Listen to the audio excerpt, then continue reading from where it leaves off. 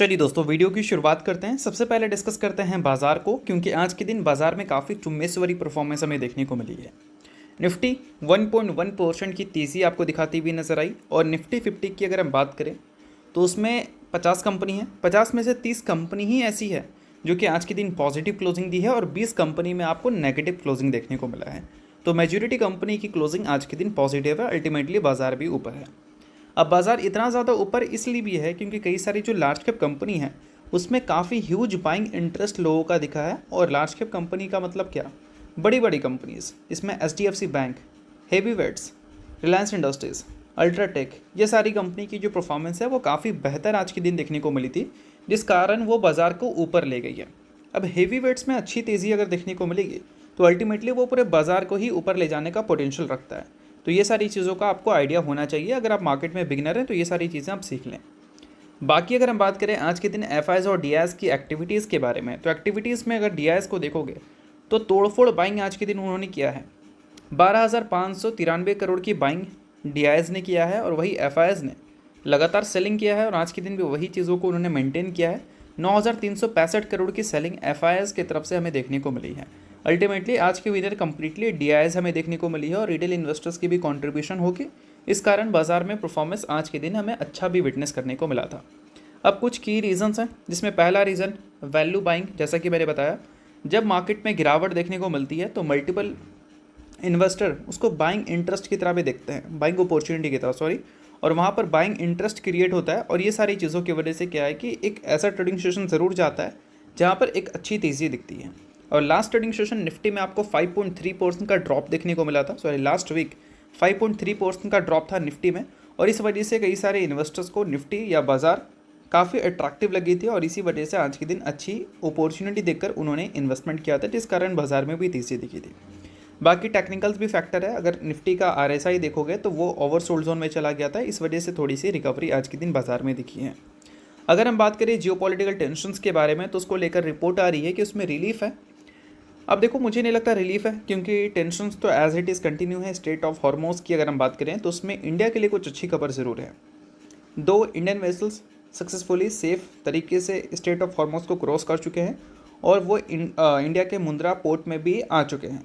और ये सारी चीज़ों का वीडियो भी हमने देख लिया। तो इन सारी चीज़ों की बात कहीं ना कहीं इंडियन मार्केट की जो सेंटिमेंट है वो थोड़ी आज के दिन बेहतर ज़रूर देखने को मिली थी।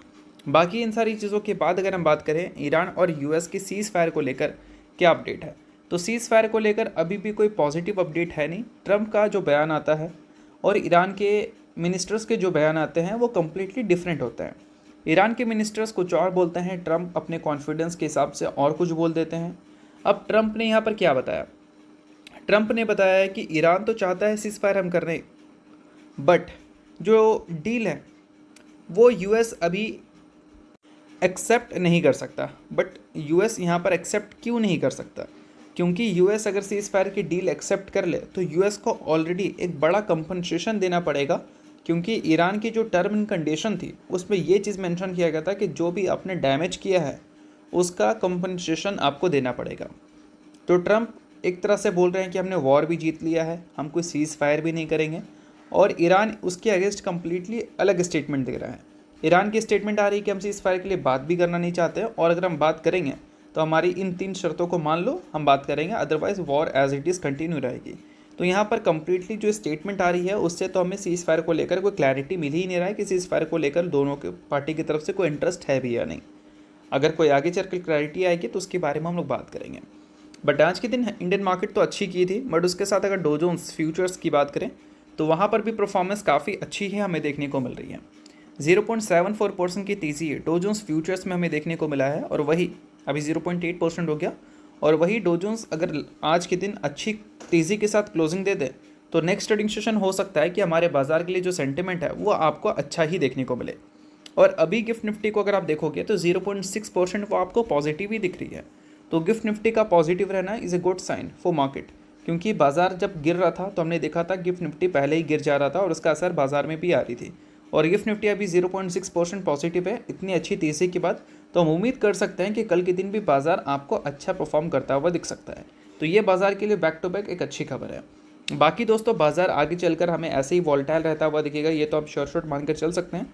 तो ऐसे टाइम पे मार्केट के प्रॉपर एनालिसिस, प्रॉपर गाइडेंस अगर आपको चाहिए तो आप सेबी रेस्टो टेलीग्राम चैनल को ज्वाइन कर सकते हैं। वहाँ पर आपको प्रॉपर एनालिसिस के साथ प्रॉपर गाइडेंस भी देखने को मिलता है और वो सारी चीज़ों को आप चेकआउट कर सकते हैं बिल्कुल फ्री में। तो लिंक डिस्क्रिप्शन में है, लिंक के थ्रू जाकर चैनल को बिल्कुल फ्री में आप ज्वाइन कर भी सकते हैं। अब इसके अलावा दोस्तों बात कर लेते हैं क्रूड ऑयल के बारे में। तो क्रूड ऑयल अभी बहुत ज़्यादा क्रैश तो हुआ नहीं है, बट हाँ 0.54% की गिरावट हमें क्रूड ऑयल में ज़रूर देखने को मिल रही है। अब क्रूड ऑयल अगर गिरता ज़्यादा तो ये बाज़ार के लिए और भी अच्छी खबर होती है, बट उतना ज़्यादा गिरा नहीं, तो इस वजह से उतनी भी ज़्यादा नेगेटिव पॉइंट इसको हम नहीं कंसिडर करेंगे, क्योंकि ये सारी चीज़ों को ऑलरेडी मार्केट कहीं ना कहीं प्राइस इन कर चुकी है। बाकी दोस्तों अगर हम निफ्टी की बात करें तो निफ्टी का जो current price to earning multiples है वो 20.3 का है। अब देखो दोस्तों, निफ्टी का प्राइस टू अर्निंग मल्टीपल से डिसाइड करेगा कि अगले कुछ सालों तक बाजार की परफॉर्मेंस हमें कैसी देखने को मिलेगी। देखो, कोई भी कंपनी, ABC नाम की कोई भी कंपनी आप ले लो, ठीक है, उसका प्राइस टू अर्निंग मल्टीपल्स अगर 20 का है और कंपनी के EPS अगर काफ़ी ज़्यादा अच्छे आ रहे हैं, तो ये जो 20 का प्राइस टू अर्निंग मल्टीपल्स है वो 18 पे भी आ सकता है, 17 पे भी आ सकता है, क्योंकि EPS अगर ऊपर जाएगा तो प्राइस टू अर्निंग मल्टीपल्स नीचे आता है और इसी वजह से उसको अंडर वैल्यूड कंसिडर किया जाता है, जिस कारण EPS को देखते हुए एक अच्छी तेज़ी हमें देखने को मिलती है, ठीक है। और वही मान लो किसी कंपनी के EPS खराब देखने को मिल जाए तो उस कंपनी का वो 20 का प्राइस टू अर्निंग मल्टीपल्स जो है वो बढ़कर 25, 26 तक भी जा सकता है। तो उस कारण उस कंपनी के EPS को देखकर उस कंपनी को महंगा बोला जा सकता है, यानी कि ओवर वैल्यूड। तो फिर करेक्शंस एक हमें देखने को मिलती है। तो यही सेम चीज़ आप बाजार में भी फॉलो कर सकते हैं। अब निफ्टी का प्राइस टू अर्निंग मल्टीपल्स का मतलब क्या? निफ्टी की टोटल 50 कंपनी का price to earning multiples average, ठीक है। और निफ्टी के अर्निंग्स का मतलब क्या है? निफ्टी की जो टोटल 50 कंपनी है वही कि जो अर्निंग्स होते हैं उसी का एवरेज निकाला जाएगा और वो एवरेज के हिसाब से निफ्टी का price to earning multiples decide होता है, ठीक है। अब अगला क्वार्टर यानी कि Q4 के अर्निंग्स जो हैं वो बहुत ज़्यादा मैटर करेंगे बाजार के लिए। Q4 के अर्निंग्स अगर निफ्टी 50 की कंपनीज़ की अच्छी हमें देखने को मिलती है तो फिर ये वैल्यूएशंस मार्केट को कहीं ना कहीं अट्रैक्टिव लगेगा, ये आप मानकर चल सकते हो। बट जो डेटाज हमारे पास आ रहे हैं वो डेटा के हिसाब से अगर निफ्टी 50 की कंपनीज़ के Q4 के अर्निंग्स ख़राब हमें देखने को मिल गए तो ये 20.3 का जो प्राइस टू अर्निंग मल्टीपल्स है ये बढ़कर 21 के ऊपर निकल जाएगा या फिर 22 के भी ऊपर जा सकता है, अगर अर्निंग्स काफ़ी ज़्यादा डिसअपॉइंटिंग हमें देखने को मिलते हैं तो उस कारण क्या है कि बाज़ार और भी महंगी लगने लगेगी और बाज़ार में हो सकता है एक अच्छी सेलिंग। तो इस चीज़ को ध्यान में रखना। अभी बाज़ार अट्रैक्टिव जोन में ज़रूर है current price to earning multiples के हिसाब से, बट आने वाले अर्निंग्स को सपोर्ट करना पड़ेगा कंपनी की इस वैल्यूएशंस को। अगर अर्निंग्स अच्छे आ जाते हैं तो काफ़ी अच्छी बात है, और अर्निंग्स अगर अच्छे नहीं आते हैं तो बाज़ार में मुझे नहीं लगता कि इतनी भी फटाफट रिकवरी आपको देखने को मिल जाएगी। और अर्निंग्स अगर अच्छे आते हैं तो काफ़ी शार्प रिकवरी भी आपको बाज़ार में दिख सकती है। बाकी ये सारी चीज़ें जो है वो मैंने आपको सिखाने के लिए बताई है, किसी भी तरह का गारंटी की तरह इसको लेने की ज़रूरत नहीं है, क्योंकि अभी जियोपॉलिटिकल टेंशंस जैसी चल रही हैं, एक न्यूज़ के बेसिस पर बाज़ार कुछ भी कर दे रहा है। न्यूज़ अच्छी आ रही है तो बाज़ार में तेज़ी दिख जा रही है, ख़राब आ रही है तो गिरावट दिख जा रही है। तो ये सारी चीज़ों को आप एजुकेशन पर्पज़ की तरह देख सकते हो, किसी भी तरह का रिकमेंडेशन नहीं है, तो आप खुद का भी रिसर्च और एनालिसिस कर सकते हैं। तो होप करता हूँ ये वीडियो आपको अच्छा लगा होगा। वीडियो लाइक कीजिए, पहली बार सब्सक्राइब कीजिए। वीडियो देखने के लिए बहुत बहुत शुक्रिया।